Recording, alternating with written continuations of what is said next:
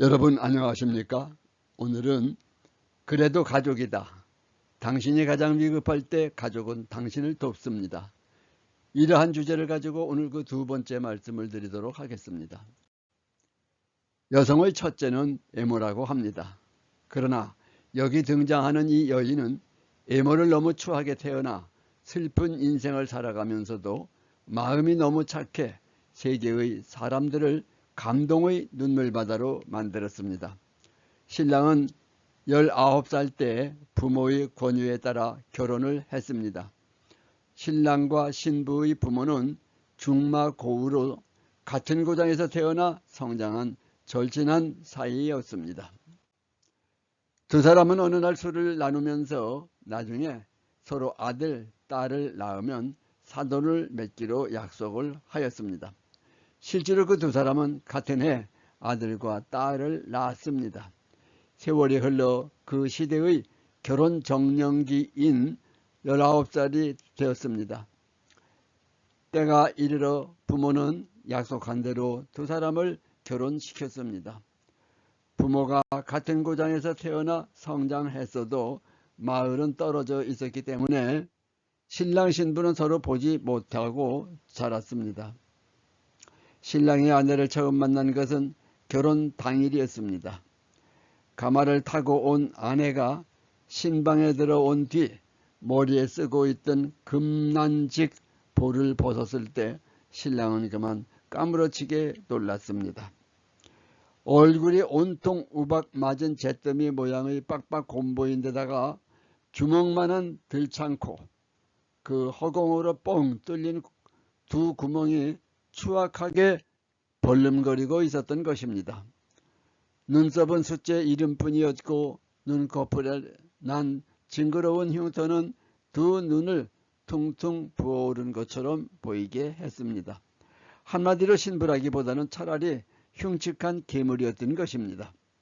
신랑과 동갑내기라는데도 50도 좋게 넘어 보이는 기가 막힌 박색이었던 것입니다.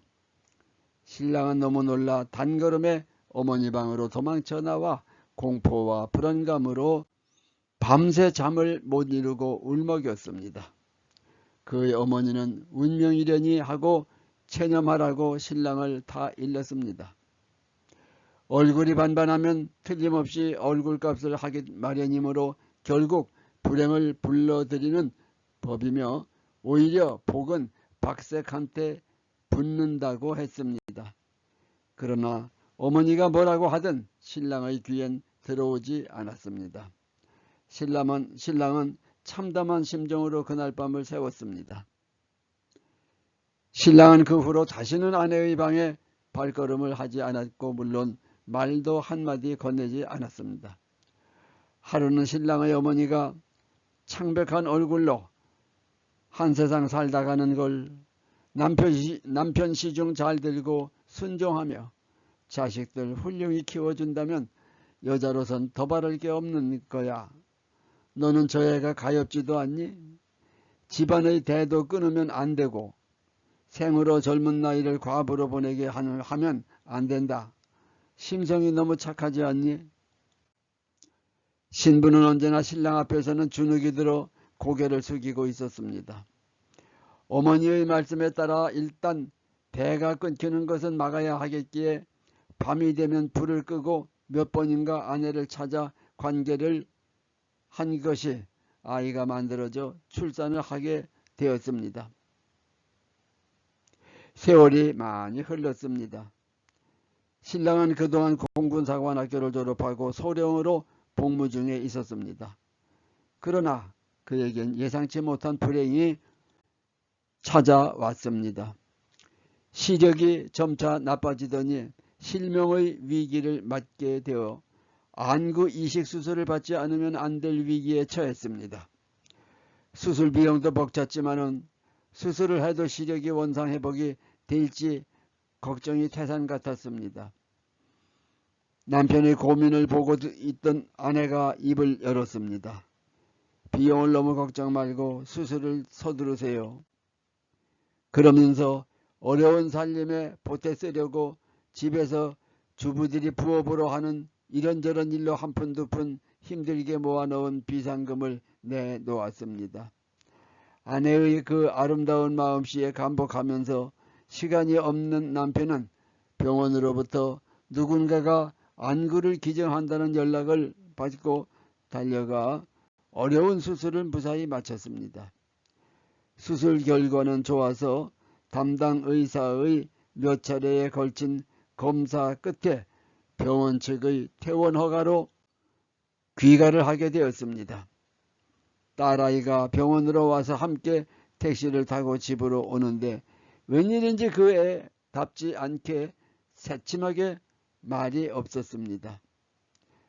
집에 도착하니 아내는 부엌에서 음식을 내오고 있는 중이었는데 남편이 들어서자 반갑게 맞이해 줄 것으로 알았으나 무슨 까닭인지 고개를 떨구는 것이었습니다. 그리고는 낮은 목소리로 이제 오세요 하고 말했습니다. 고마워. 고생 많이 시켰어. 남편은 식탁으로 가 앉았습니다. 아내는 벽 쪽을 향해 앉더니 훌쩍이기 시작했습니다. 당신이 조금 전 고생 많이 시켰다는 그 말씀만으로도 저는 정말 기뻐요. 제 인생은 결코 헛된 것이 아니었다는 생각이 들어요. 그때 딸이 심상치 않은 기세로 방에 뛰어들어 왔습니다. 그 애의 얼굴도 제 엄마처럼 눈물로 범벅이 되어 있었습니다. 엄마, 딸은 아내의 어깨를 잡아 흔들며 격렬하게 부르짖었습니다. 아빠에게 모든 걸 털어놔요.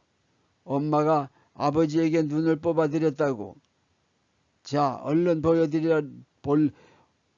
보여드리란 말이에요. 이렇게. 얘야, 목소리가 너무 높구나. 엄마는 당연히 할 일을 했을 뿐이란다. 금화, 남편이 아내의 이름을 부르는 것은 이때가 처음이었습니다. 왜 이런 짓을 했소? 남편은 아내의 어깨를 쥐어 흔들며 소리쳤습니다. 당신은 나의 소중한 제 남편인 거려. 아내는 그렇게 말하고 남편의 가슴에 얼굴을 묻었습니다. 남편은 그녀를 으스러지게 껴안았습니다. 격정이 화닥화닥 불꽃을 튀기며 남편의 전신으로 퍼져 나갔습니다. 남편은 더 이상 몸을 지탱하지 못하고 털썩 마룻바닥에 무너져 내리듯 주저앉고 말았습니다.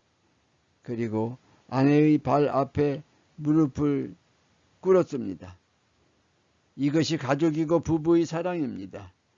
가족은 이렇게 위기에 처했을 때 돕게 되는 것입니다.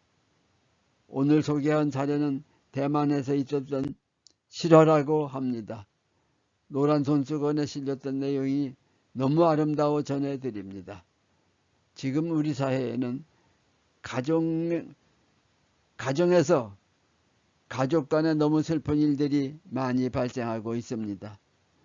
이런 아름다운 얘기를 접하면서 모든 가족이 용서와 사랑으로 행복한 가정을 만들어가기를 간절히 기원합니다. 구독과 좋아요는 더 좋은 내용을 전해드리는 데 큰 힘이 됩니다. 많은 성원을 부탁드리며 오늘 말씀 여기서 마치겠습니다. 경청해 주셔서 감사합니다. 다음 뵐 때까지 여러분 안녕히 계십시오.